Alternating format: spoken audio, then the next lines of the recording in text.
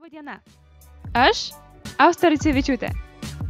Esu 12-okė, tad pusę savo laiko praleidžiu prie knygų. Turiu ir keletą hobių.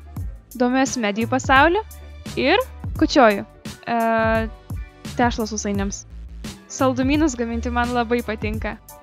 Nors nesu profesionalė, bet tikrai norėčiau jų tapti. Jūsų surasti man padėjo jaunimo garantijos.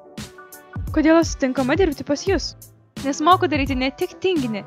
Galiu pagaminti mėtinę panakotą, patį pačiausią tiramisu tortą, skaniausią krem briulė, įvairiausių sausainių, pyragų, tortų, ledų, keksiukų, pyragaičių ir kitų skanėstų.